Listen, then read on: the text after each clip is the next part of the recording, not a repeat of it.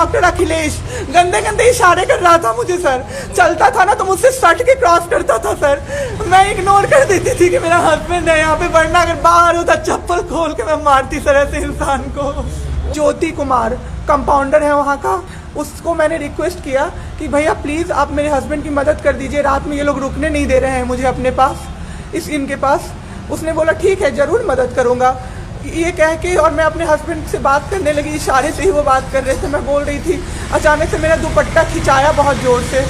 मैंने सोचा क्या हो रहा है, जब मैंने पीछे मुड़ी तो मेरे कमर पे उस आदमी का हाथ था और मेरा दुपट्टा वो ज्योति कुमार खींच रहा था। मेरी माँ पीछे से चिल्लाई, मेरे हस्बैंड ऐसे ऐसे होने लगे, पूरा पसीना उनको चल गया, कुछ बोल नहीं पा रहे थे वो। मेरे हस्बैंड उस दिन बेड पे पड़े हुए देखते रहे कि मेरी वाइफ का कोई दुपट्टा खींच रहा है, और जब मैंने उस आदमी को देखा ना तो वो मुस्कुरा रहा था। मैंने ऐसे दुपट्टा खींचा और मैं कुछ नहीं बोल पाई। जब वो इंजेक्शन मिला तो एक दिन रात को जब इंजेक्शन देने लगे, हाफ इंजेक्शन फ्लोर पे गिरा दिया उन्होंने। हमने कहा कि इतना महंगा इंजेक्शन है, इसी का असर होके ठीक होते ये आपने कैसे गिरा दिया। उन्होंने कहा कि 50,000 का भी गिरा देता ना तो तुम कुछ नहीं कर पाती अभी। हम लोग चुपचाप वहाँ से सर हट गए। सर हम लोग नोएडा में रहते हैं, मैं और मेरे हस्बैंड। अभी होली में हम लोग बिहार आए हुए थे सर, होली मनाने के लिए, पूरी फैमिली का गेट टुगेदर था। 9 अप्रैल को मेरे हस्बैंड की तबीयत ख़राब हुई, फीवर हुआ उनको काफ़ी तेज। हमने कोरोना का 2-2, 3-3 बार टेस्ट करवाया, नेगेटिव आया। RT-PCR के लिए दिया तो वहाँ पे भागलपुर में, सर भागलपुर में थे हम लोग, वहाँ पे 1 दिन 2 दिन वेट करते करते 10 दिन तक रिपोर्ट नहीं आया। फिर हमने नोएडा के एक डॉक्टर हैं उनसे कंसल्ट किया, वीडियो कंसल्टेशन से। उन्होंने बोला कि CT चेस्ट करवाना है। हम लोग भागलपुर गए और CT चेस्ट करवाए तो उसमें उनका इन्फेक्शन आया, 60% लंग्स उनका उसमें इन्फेक्टेड था, डैमेज नहीं था, इन्फेक्टेड था बस। बाकी लंग्स का हर चीज़ परफेक्ट था, सारा चीज़ नाक का, गले का सब कुछ नॉर्मल था, उसमें रिपोर्ट में था। फिर हम लोग नेक्स्ट डे ग्लोकल हॉस्पिटल है भागलपुर में, ग्लोकल हॉस्पिटल लेके आए, वहाँ पे एडमिट कराया हमने ICU में। मेरी मदर की भी तबीयत ख़राब थी, मेरी मम्मी और मेरे हस्बैंड दोनों एक साथ एडमिट हुए। वहाँ पे इतनी लापरवाही हुई उनके साथ, इतनी लापरवाही हुई। डॉक्टर्स आते थे बस विजिट के लिए, 10 मिनट देख के गए। उसके अलावा जितने भी वहाँ पे नर्स थे, कंपाउंडर्स थे, सारे के सारे जल्लाद थे सर। कोई दवाई तक नहीं देना चाहता था पेशेंट। मेरी मदर टचवुड बेटर कंडीशन में थी थोड़ी, मेरे हस्बैंड बोल भी नहीं पा रहे थे उस समय तक। इशारे से पानी का ऐसे ऐसे बताते थे, लेकिन कोई उनको पानी नहीं पिलाता था सर। वो मुझे हार के फ़ोन करते थे कि पानी पिला दो। जब मैं अंदर जाती थी तो ये लोग हल्ला करते थे कि क्यों जा रहे हो अंदर। फिर भी मैं जाके उनको पानी पिलाती थी, जूस पिलाती थी। रेमडेसिविर इंजेक्शन का नाम आप लोगों ने अभी तक सबने सुन लिया होगा कि कितनी मुश्किल से मिल रहा है। डॉक्टर ने वहाँ सजेस्ट किया, मेरे 2-2 पेशेंट थे वहाँ, हमने बहुत मुश्किल से अरेंज किया। जब वो इंजेक्शन मिला तो एक दिन रात को जब इंजेक्शन देने लगे, हाफ इंजेक्शन फ्लोर पे गिरा दिया उन्होंने। हमने कहा कि इतना महंगा इंजेक्शन है, इसी का असर होके ठीक होते ये आपने कैसे गिरा दिया। उन्होंने कहा कि 50,000 का भी गिरा देता ना तो तुम कुछ नहीं कर पाती अभी। हम लोग चुपचाप वहाँ से सर हट गए। थोड़ी देर बाद वहाँ पे मेरे हस्बैंड को मैंने देखा कि उन्होंने 2-3 बार पॉटी किया था, यूरिन पास किया था, कोई क्लीन करने नहीं आ रहा था सर। 6 घंटे से वो उसी गंदगी पे पड़े हुए थे। उन्होंने मुझे फिर फ़ोन किया, बस फ़ोन कर पाते थे सर, बोल भी नहीं, बस मिस्ड कॉल आती थी, मैं समझ जाती थी कि कुछ परेशानी है उनको। जब मैं गई तो मैंने देखा पूरे गंदे बेड पे मेरे हस्बैंड 6 फीट 2 इंच के सर, पूरे गंदे पे वो सोए हुए थे सर। मैंने ज़बरदस्ती सबको बुलाया। एक आदमी था ज्योति कुमार करके, ज्योति कुमार, सब लोग ध्यान से इसको कवर कीजिए। ज्योति कुमार एक कंपाउंडर था वहाँ पे। कौन सा हॉस्पिटल का नाम? Glocal hospital Bhagalpur. Jyoti Kumar compounder है वहाँ का, मतलब जो अटेंडेंट सब होते हैं ना वो है, लड़की नहीं है लड़का है ज्योति कुमार। उसको मैंने रिक्वेस्ट किया कि भैया प्लीज़ आप मेरे हस्बैंड की मदद कर दीजिए, रात में ये लोग रुकने नहीं दे रहे हैं मुझे अपने पास, इनके पास। उसने बोला ठीक है ज़रूर मदद करूँगा, ये कह के, और मैं अपने हस्बैंड से बात करने लगी, इशारे से ही वो बात कर रहे थे। मैं बोल रही थी, अचानक से मेरा दुपट्टा खिंचाया बहुत ज़ोर से। मैंने सोचा क्या हो रहा है, जब मैंने पीछे मुड़ी तो मेरे कमर पे उस आदमी का हाथ था और मेरा दुपट्टा वो ज्योति कुमार खींच रहा था। मेरी माँ पीछे से चिल्लाई, मेरे हस्बैंड ऐसे ऐसे होने लगे, पूरा पसीना उनको चल गया, कुछ बोल नहीं पा रहे थे वो। जब हम लोग ठीक थे ना, मैं बाहर निकलती थी ना, कोई मुझे ऐसे देखता था ना नॉर्मली ही, तो कहते थे आंख निकाल लूंगा, क्या सोच के इसको देख रहे हो। और मेरे हस्बैंड उस दिन बेड पे पड़े हुए देखते रहे कि मेरी वाइफ का कोई दुपट्टा खींच रहा है। और जब मैंने उस आदमी को देखा ना तो वो मुस्कुरा रहा था। मैंने ऐसे दुपट्टा खींचा और मैं कुछ नहीं बोल पाई डर से कि मेरे हस्बैंड यहाँ पे है, मेरी माँ यहाँ पे है, ये लोग कुछ कर देगा। इस डर से मैं कुछ नहीं बाहर निकली। मैं बाहर निकल के मैं दम से बैठ गई। वो आदमी मेरे पास फिर आया, मुस्कुरा के बोला मैं ध्यान रखूंगा। मैंने बोला ठीक है भैया आप ध्यान रखना। मैंने कुछ नहीं बोला उसको, कुछ भी नहीं। 2-3 दिन बाद ऐसे ही कोई सुविधा नहीं, कुछ नहीं। मेरे हस्बैंड की तबीयत उस दिन से बिगड़ी जब रात के 2 बजे में मेरी मदर के बगल वाले बेड पे एक अंकल, मास्क उनका हट गया था और वो अंकल चिल्ला के नर्स को बुला रहे थे। और मेरी मम्मी चिल्ला रही थी जल्दी आइए ये मर जाएंगे, जल्दी आइए ये मर जाएंगे। कोई नहीं आया और अंकल ने दम तोड़ दिया। ऐसे 3-4 लोग उस 2-3 दिन के अंदर दम तोड़े हैं बिना केयर के, बिना नर्स के आए। सारी नर्स टेबल कुर्सी लगा के सो जाती थी, कहती थी पागल हो गए हैं हम ही, अब मर जाएंगे इस कोरोना के चक्कर में, अब तो क्यों जॉब कर रहे हो, छोड़ दो, आपकी जगह कोई और आ जाएगा। उसके बाद वहाँ से बाई पैप वहाँ उस हॉस्पिटल में नहीं अवेलेबल था। मेरे हस्बैंड की तबीयत एक दिन बहुत ख़राब हो गई, उन्होंने मायागंज रेफ़र कर दिया, भागलपुर मायागंज हॉस्पिटल। हम लोग अभी मायागंज आए, मायागंज की और हालत ख़राब। ICU में 4 बेड था। मेरे हस्बैंड के बगल वाले बेड पे 4 लोग 6 से 7 घंटे में 4 लोग ख़त्म हुए। क्यों ख़त्म हुए? वो नर्स को बुला रहे थे, सिस्टर आ जाओ, दिक्कत हो रही है। और सिस्टर नहीं आती थी। एक अंकल तो बुलाते बुलाते उलट के गिर गए, पूरा सर फूट गया, ब्लड और मर गए वो अंकल वहीं पे। इतना मेरे हस्बैंड डर गए। शाम होते होते मेरे हस्बैंड की तबीयत अचानक से ख़राब होने लगी।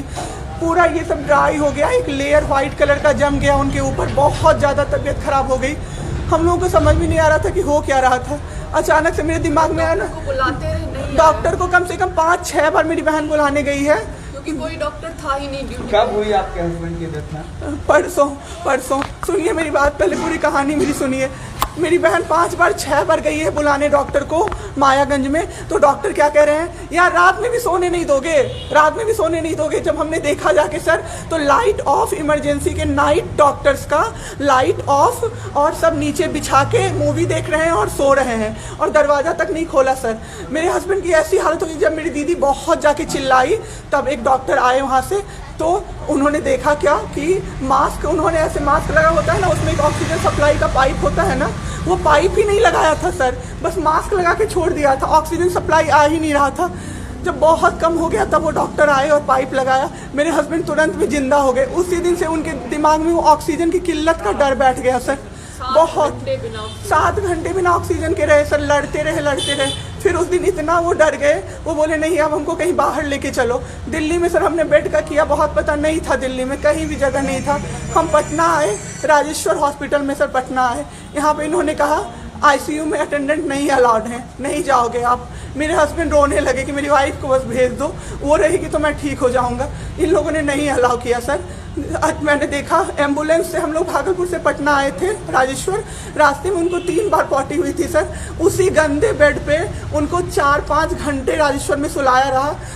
मैं 10 बार जाके बोली बाहर से कि सर प्लीज़ बेड क्लीन कर दीजिए, वो हम लोग देख लेंगे ना। एक डॉक्टर निकले, मैंने बोला, वो मेरे हस्बैंड अंदर से ना बोल नहीं पा रहे थे, अंदर से ऐसे कर रहे थे, बुला रहे थे सबको। मैंने कहा सर वो बुला रहे हैं किसी को बाहर से। तो एक डॉक्टर मुझे कहता है अरे छोड़िए ना, वो छोड़ा तो ऐसे ही बौखला रहा है जब से आया है। मैं उस समय कुछ नहीं कर पाई सर। उसके बाद उनका ऑक्सीजन लेवल जब 37 हो गया, तब मेरे साथ मेरी दीदी थी, मेरे जीजा जी थे और मेरे जेठ थे। तब मैंने अपने जीजा जी से बोला कि अब मेरे से नहीं रहा होगा, मुझे किसी तरह से अंदर भिजवाइए। तब उन्होंने ज़बरदस्ती मुझे अंदर भेजा और 37 से 74 मैंने कर दिया 10 मिनट में। मेरे बाबू का ऑक्सीजन लेवल मैंने बढ़ा दिया। उसके बाद इन लोगों ने मुझे बोला, मैंने बोला सर अटेंडेंट अलाउड है, सारे के अटेंडेंट बैठे हुए थे। तो एक डॉक्टर ने मुझे बोला अटेंडेंट अलाउड नहीं रहेंगे तो कैसे काम चलेगा, सब तो कोरोना से बीमार पड़ रहे हैं, हम लोग कितना देखें, हम लोग क्या मर जाए खांसते सबको देख के, बैठिए चुपचाप और देखिए। 15 दिन तक सर एक टेबल पे एक लगातार मैं बैठी हूँ। आज 1 महीना पे मैंने ब्रश किया है सर, 1 महीने पे ब्रश किया है मैंने। बाबू को बहुत ठीक कर दिया। इतना स्ट्रॉ लगा के सर, मास्क के अंदर से स्ट्रॉ लगा के बाबू को मैंने जूस, दाल, रोटी सब कुछ पिलाया सर। इतने ठीक हो गए ना कि जो डॉक्टर फर्स्ट डे बोला था ये बचेगा नहीं, वो डॉक्टर सर 3-4 दिन बाद कहता है टचवुड क्या कर दिया आपने इनके साथ, ये तो एकदम ठीक हो गए, गजब का फाइट दिया आप दोनों ने मिलके। मुझे क्या पता था कि मैं फाइट दे रही हूँ और ये लोग मेरे बाबू को ख़त्म कर देंगे। इतना ऑक्सीजन का किल्लत सर, मेरा बाबू डर गया बहुत ज़्यादा। ऑक्सीजन सिलेंडर देखता था और कहता था हाँ वो ख़त्म हो जाएगा, वो ख़त्म हो जाएगा। मैं कहती थी नहीं ख़त्म होगा बाबू। 1.5 घंटे के लिए सर ऑक्सीजन सप्लाई बंद रहता था। बाद में हमें पता चला ये लोग ब्लैक मार्केटिंग कर रहे हैं अंदर में ऑक्सीजन सिलेंडर का। जो अस्पताल वाले हैं ना, वो ऑक्सीजन सप्लाई बंद कर देते थे ताकि बेचैन होके लोग खरीदें उन्हीं से। हम भी खरीदे सर, मैंने भी खरीदा। क्या करते हमें भी तो चाहिए था। परसों सर सुबह में हमारे पास एक ही सिलेंडर था, पाइपलाइन बंद हो गया। मेरे हस्बैंड को बाईपैप लगा हुआ था, उनको 2 सिलेंडर से जाना था। एक ही सिलेंडर था, सिलेंडर मांगते मांगते कहीं नहीं मिला सर। मेरे हस्बैंड ख़त्म हो गए सर। मेरा बाबू चला गया हमको छोड़ के। आपके साथ जो यहाँ पे भी सर, यहाँ पे राजेश्वर में डॉक्टर अखिलेश गंदे इशारे कर रहा था मुझे सर। चलता था ना तो मुझसे सट के क्रॉस करता था सर। मैं इग्नोर कर देती थी कि मेरा हस्बैंड है यहाँ पे, वरना अगर बाहर होता चप्पल खोल के मैं मारती सर ऐसे इंसान को।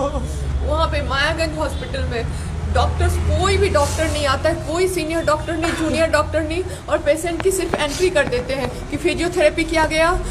ये बेबा वो नाक का क्या करते हैं, नेबुलाइज किया गया, 4 बार नेबुलाइज किया गया, कोई चीज़ नहीं होती है, सिर्फ पेशेंट की एंट्री कर देते हैं। एंट्री सब किया हुआ रहता है कि ये बड़े डॉक्टर आए, उन्होंने पेशेंट को देखा, नेबुलाइज किया, फिजियोथेरेपी हुआ, पेशेंट को कुछ नहीं, मतलब सीपैप पे पड़ा हुआ पेशेंट, और उसको देखने के लिए 24 घंटे में कोई नर्स नहीं आती है। रूम बंद करके और सब सोते रहते हैं। दरवाजा ठकठकाइएगा तो चिल्ला के बोलेगी दूर भागो यहाँ से, कोरोना पेशेंट के यहाँ से आई हो, हम लोग अभी रात में नहीं आ सकते। हम लोग क्या मर जाए पेशेंट के लिए? कोई नहीं आता है देखने के लिए किसी को। ये लोग पटना में हम लोग तो 26 तारीख को आए पटना। मैम आपके साथ जो ये सब हुआ, गलत हुआ, इसकी शिकायत आपने किसी को की है? अभी किसको करे सर, परसों तो मेरा बाबू गया है। परसों शाम आप क्या चाहती हैं सरकार से? क्या अभी सबसे पहले तो मैं चाहती हूँ कि सारे जगह ये, सबसे पहले तो मुझे कोई प्लेटफॉर्म मिले जिस पे मैं ये बोल सकूँ टीवी पे जाके, ताकि लोग बचें। अब जिसके साथ जो हो नहीं हो तो सेकेंडरी है।